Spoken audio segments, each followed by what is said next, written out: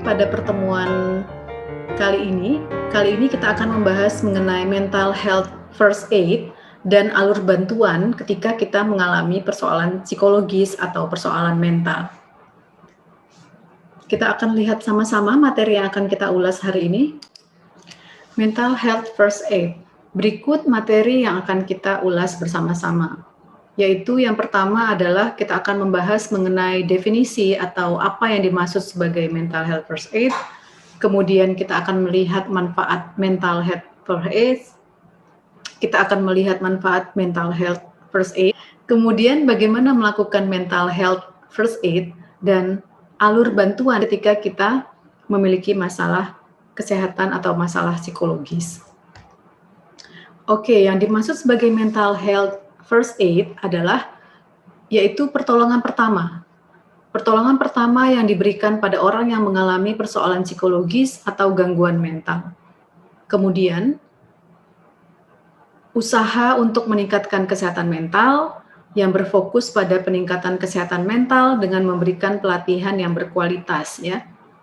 Kemudian, merupakan panduan untuk pertolongan selanjutnya. Jadi, karena ini adalah first aid, jadi ini adalah pertolongan pertama sebelum seseorang menemui ahli ketika mereka mengalami masalah psikologis ataupun masalah mental. Beberapa manfaat yang dapat kita peroleh yaitu adalah lebih yakin dalam memberikan bantuan pada orang lain yang memiliki masalah. Kemudian kita dapat mengenali tanda awal masalah kesehatan mental, ciri-ciri, gejala, ataupun simptom yang muncul pada masalah-masalah kesehatan mental. Kemudian kita dapat memberikan bantuan dalam bentuk pertolongan pertama, seperti yang saya sampaikan tadi, jadi pertolongan pertama sebelum menemui ahli. Membantu mencegah seseorang melukai diri sendiri, ataupun melukai ataupun merugikan orang lain. Membantu mencegah gangguan mental menjadi lebih buruk. Karena ketika gangguan mental itu diidentifikasi lebih awal, maka pencegahan ataupun intervensi awal pun dapat dilakukan, sehingga gejala ataupun gangguan-gangguan ataupun perilaku yang menyertai gangguan mental itu dapat dicegah dengan lebih awal. Kemudian kita juga dapat membantu seseorang untuk sembuh dengan cepat. Sebenarnya ini kaitannya dengan yang tadi ya, ketika kita melakukan intervensi lebih dini, maka kemungkinan atau prosentase seseorang itu untuk sembuh juga lebih baik. Kita juga dapat mengarahkan seseorang untuk mendapatkan bantuan yang tepat. Bantuan ahli ataupun ke lembaga ataupun ke pusat-pusat kesehatan mental yang dapat memberikan bantuan. Dan melalui mental health first aid, kita juga dapat membantu mengurangi stigma pada persoalan kesehatan mental, sehingga seseorang lebih terbuka, lebih mau berbagi gitu ya mengenai masalah-masalah kesehatan mental yang mereka hadapi. Nah, bagaimana sih kemudian bagaimana melakukan mental health first aid? Beberapa hal yang dapat kita lakukan adalah yang pertama, dengan menunjukkan perhatian atau dengan mengekspresikan bahwa kita peduli dan tunjukkan atau katakan bahwa kita mau menolong. Kadang-kadang seseorang itu ragu untuk bercerita tentang masalah kesehatan mental mereka karena orang lain itu tampak tidak peduli atau mereka ragu apakah kita mau memberikan pertolongan. Kemudian kita dapat juga menyediakan waktu ya, dengan cara menyediakan waktu, mendengarkan gitu ya. Kita dapat melatih kemampuan yang mendukung hal ini, yaitu kemampuan mendengar aktif. Misalkan biasakan bertanya dengan open question, yaitu pertanyaan-pertanyaan yang memungkinkan untuk eksplorasi lebih jauh daripada closed question. Closed question itu seperti pertanyaan dengan kata apa gitu ya, dengan kata apa. Tapi kalau kita bertanya bagaimana, kenapa, di mana, dan kapan itu terjadi, mungkin orang akan menceritakan lebih banyak ya. Nah, be patient atau sabar ya, lebih tenang gitu ya. Sediakan waktu untuk mendengarkan full story. Jadi kalau kita terbiasa menyediakan waktu untuk mendengarkan keseluruhan cerita, kita akan tidak terjebak gitu ya, tidak terjebak dalam pembuatan keputusan ataupun judgement yang sifatnya terburu-buru gitu. Oke. Kemudian jangan memaksa ya. Ketika seseorang tidak ingin bercerita ataupun tidak ingin menyampaikan apa yang dia rasakan, usahakan jangan memaksa. Tawarkan tapi tidak memaksa. Karena ketika kita memaksa akan muncul kesan yang negatif gitu. Kemudian kita juga bisa menawarkan bantuan yang sifatnya praktis ya, sesuatu yang bisa dilakukan dengan mudah. Misalkan membantu menyediakan makanan, misalkan kalau itu adalah orang-orang dekat kita ataupun teman gitu ya, ataupun membantu menjadwalkan dengan ahli ketika mereka mau.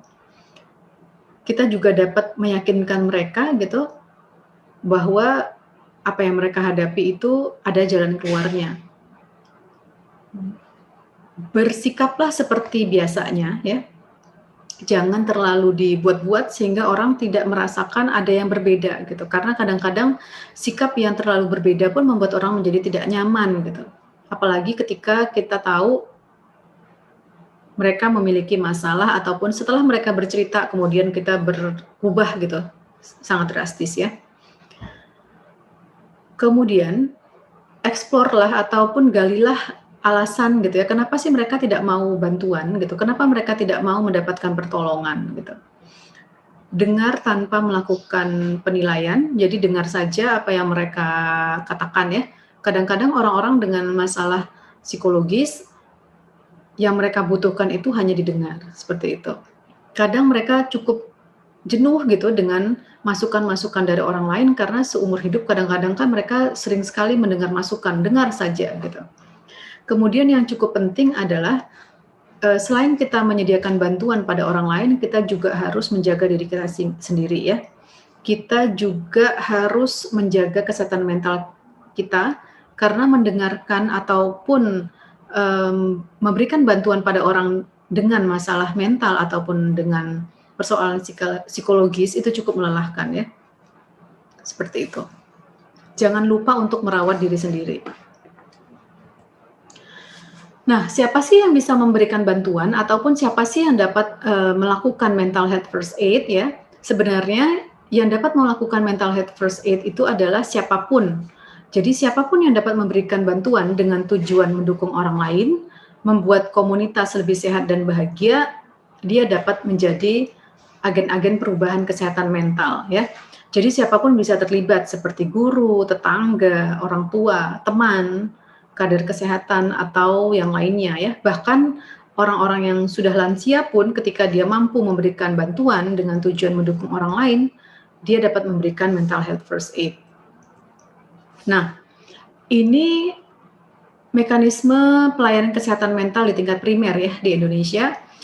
Jika memang bantuan yang kita berikan pada first aid tadi, mental health first aid tadi tidak atau diperlukan penanganan yang lebih gitu ya, ataupun orang tersebut memerlukan bantuan ahli, kita dapat menjelaskan kepada mereka, bagaimana cara mereka mendapatkan bantuan gitu. Nah, jadi ini kita bisa lihat ya, pada level 1 itu ada masyarakat. Masyarakat itu bisa secara mandiri mendatangi pelayanan kesehatan primer gitu ya, fasilitas pelayanan kesehatan primer, bisa mendatangi, bisa juga dijemput ataupun dirujuk. Nah, dirujuk ini bisa dari fasilitas non kesehatan, bisa juga dari perawat kesehatan jiwa, kader, bisa juga dari guru ataupun yang lainnya ya. Kemudian bisa mendatangi puskesmas sebagai fasilitas pelayanan kesehatan tingkat primer. Ini ada tahapan-tahapannya. Seperti biasa, kita harus mendaftar, dilakukan pemeriksaan, penilaian, tindakan medis, dan rujukan ya. Seperti itu. Nah, jika diperlukan penanganan yang lebih serius, maka puskesmas akan merujuk. Atau jika diperlukan penanganan dalam jangka panjang, puskesmas akan merujuk ke fasilitas pelayanan kesehatan rujukan ya, yaitu bisa rumah sakit umum yang memiliki fasilitas kesehatan jiwa ataupun kesehatan fisik, misalkan masalahnya terkait dengan persoalan fisik, atau merujuk ke rumah sakit jiwa jika diperlukan penanganan psikis ya, ataupun penanganan mental yang lebih jauh. Di rumah sakit jiwa sekarang selain psikiater ataupun dokter jiwa juga sudah ada psikolog yang saling bekerja sama. Jadi mereka berkolaborasi untuk menyelesaikan persoalan mental atau persoalan psikologis yang dialami oleh seseorang. Oke, itulah mengenai mental health first aid ya, dan mengenai alur bantuan. Yang perlu diingat adalah it's okay to get help. Jadi ketika kita mengalami masalah, membutuhkan bantuan orang lain, tidak perlu malu dan biasakan bercerita dengan orang yang bisa kita percaya atau kita yakin bisa memberikan bantuan. Seperti itu ya.